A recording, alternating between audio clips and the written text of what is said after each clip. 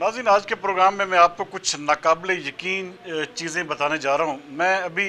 एक प्रोग्राम मेरा एक अवामी राय होता है, उसकी रिकॉर्डिंग के सिलसिले में मैं चौक घंटाघर, ये फैसलाबाद का सबसे अहम तरीन हिस्सा है और यहाँ पर पूरे डिवीज़न के लोग आए होते हैं और वहाँ पर जो ताजर बरादरी है उसकी राय लेने के लिए ये जो 9 मई के वाक़यात थे, मैं वहाँ पर गया हुआ था। आप यकीन माने कि तकरीबन कोई 98% लोग मुझे ऐसे मिले जिन्होंने अपने ख़यालात का इज़हार भी किया। वो थे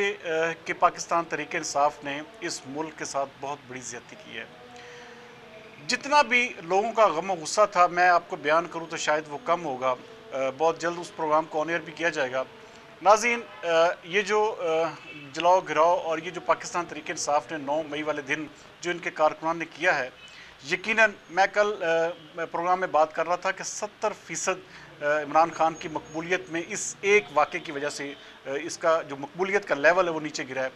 तो बहुत सारे दोस्त जो हैं वो मुझे कमेंट्स में भी गालियाँ दे रहे थे और पता नहीं क्या कुछ ऑल फॉल बक रहे थे। लेकिन आप यकीन माने कि आज मैं 98% 99% लोग ऐसे मुझे मिले हैं, शायद 100 में से एक बंदा ऐसा था जिसने कहा हो कि जी इसकी इंक्वायरी होनी चाहिए। अगर पाकिस्तान तहरीक इंसाफ के हक़ में शायद एक या दो बंदे, बाकी तमाम के तमाम जो लोग थे वो मुसलसल इसी बात के ऊपर कर रहे थे कि पाकिस्तान तहरीक इंसाफ के ऊपर पाबंदी लगाई जाए। पाकिस्तान तहरीक इंसाफ के इमरान खान साहब ने अपनी पार्टी को कहीं का नहीं छोड़ा।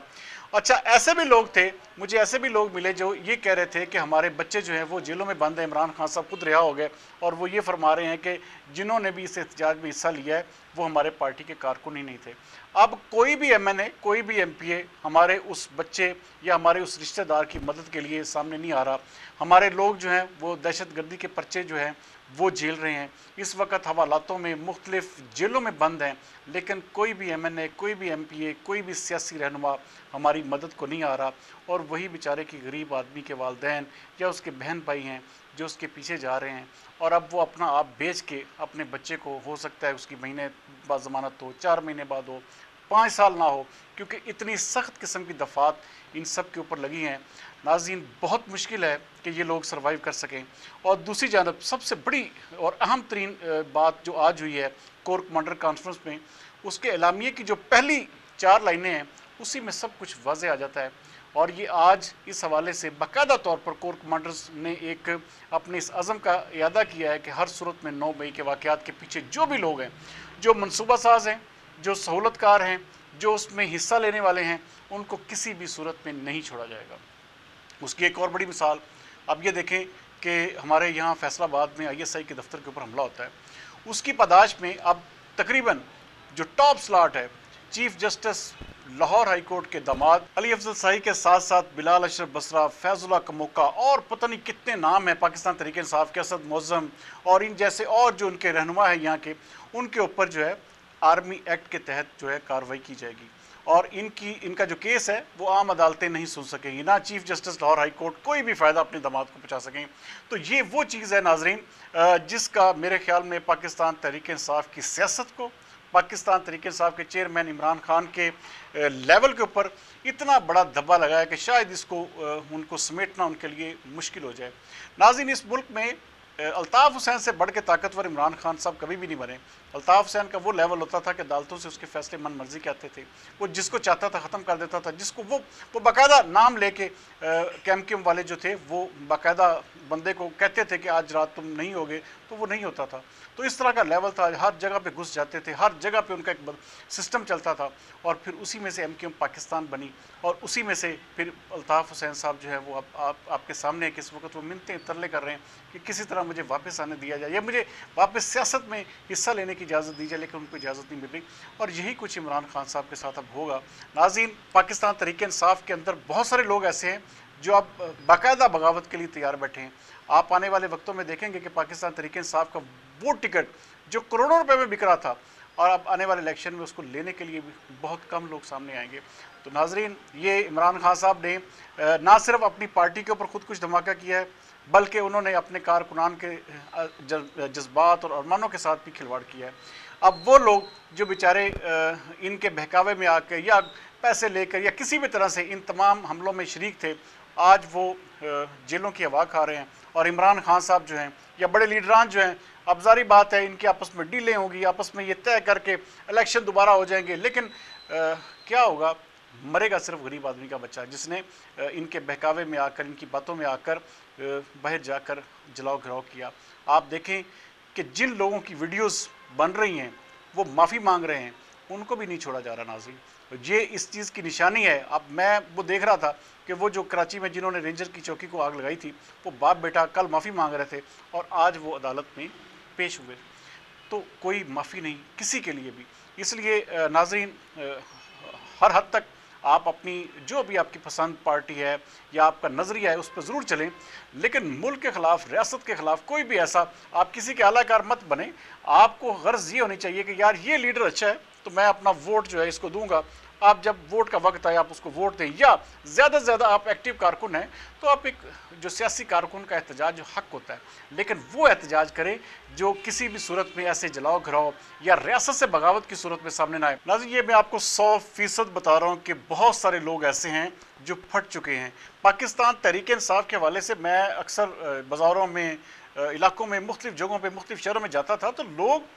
तकरीबन मुझे खाल खाल कोई बंदा मिलता था जो कहता था जी मैं मुस्लिम लीग नून को या पीपल्स पार्टी, या कोई इक्का दुक्का लोग होते थे जो मुझे मिलते थे। इमरान खान इस हद तक पॉपुलर हो चुके थे और बार बार मैं अपने हर प्रोग्राम में कहता था कि इमरान खान साहब को चाहिए कि वो अपने इलेक्शन की डेट लें और चुप करके इलेक्शन की तैयारी करें, क्योंकि इस मुल्क में सबसे मुश्किल काम है इक़्तिदार लेना। और ताकतवर से आप जब इक़्तिदार, आपका इक़्तिदार ही ताकत से जुड़ा हुआ है, तो आपको चाहिए था कि आप उनके साथ, आप देखें कैसी बात है कि आप आज का एलामिया पीटीआई के इजलास का देखें कि जी हम रेंजर पर और इन लोगों पर जो है हम एफआईआर करवाएंगे, हम ये करेंगे, हम वो करेंगे। अभी तक इमरान खान साहब की तकरीरों में, बातों में सिर्फ एक ही चीज़ है, मुखासमत और बिल्कुल एक किस्म की कन्फ्रंटेशन, जो किसी भी सूरत में पीटीआई के लिए सूदमंद नहीं है। और अब पीटीआई के बहुत सारे लोग बांगे दहल कह रहे हैं। मेरे पास रात को एक शख्स पीटीआई का आया, वो बेचारा अब 2 दिन से नंबर बंद करके वो अपने कहीं किसी रिश्तेदार के घर में बैठा हुआ है, कोई कहीं बैठा हुआ है। सिर्फ और सिर्फ वजह क्या है कि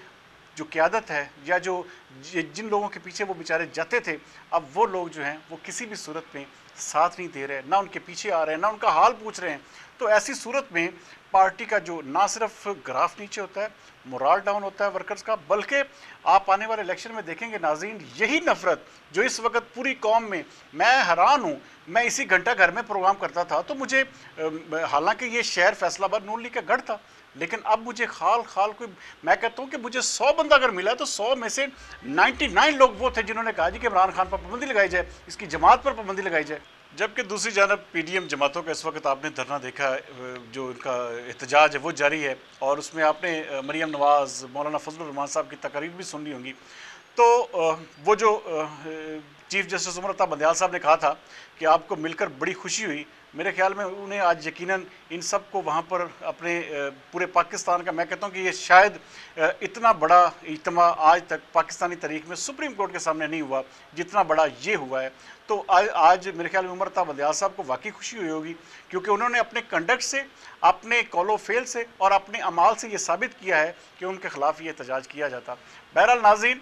मुल्क हमारा इस वक्त यकीनन इंतहाई गर्दाब में है, और इसको निकलने के लिए, क्योंकि इमरान खान साहब ने शायद नादानी में या अपने ताकत के जोम में या अपने मकबूलियत की गरूर में उन्होंने वो कुछ कर दिया है कि जो पाकिस्तान तहरीक इंसाफ बड़ा अरसा भुगतेगी, और पाकिस्तान तहरीक इंसाफ के लिए वापसी जो है वो अब मैं कहता हूँ बहुत मुश्किल होगी। वक्ती तौर पे उन्हें लग रहा है कि जी नहीं, हमारा बयानिया हम जीत चुके हैं, हमने ये कर दिया, हमने एक किस्म का ताकतवर के घर पे हमला करके हमने साबित कर दिया कि हम बहुत बड़े पॉपुलर हैं, हम बहुत बड़े ताकतवर। तो ऐसा बिल्कुल भी नहीं है नाज़रीन। जो इनके साथ आने वाले दिनों में होने जा रहा है, ये आप यकीन माने कि बहुत ही हॉरिबल होगा। और मुझे ज़ाती तौर पर इन सब लोगों से हमदर्दी इसलिए कि हमारे ये दोस्त हैं, हमारे भाई हैं, और ये बेराह हो गए थे। बहरहाल इदारों को मैं इतना ज़रूर कहूँगा कि इनके हवाले से ज़रूर देखें कि जो कल्प्रेट हैं, जो इसमें इन्वॉल्व हैं, उन लोगों की गिरफ्तारी हो, उन लोगों के ऊपर केसेस चलें, ना कि किसी मासूम शख्स पे, ना कोई ऐसा मासूम बंदा इसकी लपेट में आए। बहरहाल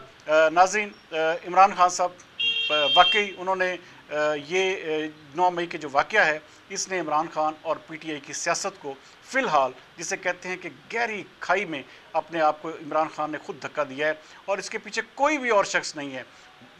पिछली जो आलमी ताकतें हैं, हो सकता है वो इसमें इन्वॉल्व हों, लेकिन इमरान खान साहब ने अपनी ज़ाती गलतियों से, अपने ज़ाती अमाल से अपने आप को उस लेवल पर वो लेके चले गए हैं जहाँ पर वापसी जो है, मैं कहता हूँ कि अभी बहुत जल्द जो है शायद मुमकिन ना हो। और आने वाला इलेक्शन जो है वो तो किसी भी सूरत में इमरान खान साहब के लिए, अब मैं कहता हूँ वो एक ऐसा ही है जैसे इमरान खान साहब वो जमात होंगे शायद जिसमें शायद कोई 10, 12, 5-10 सीटों वाली जमात ये होगी। ऐसा बिल्कुल भी नहीं होगा जिस तरह के आज से ठीक 15 दिन पहले था। बहरहाल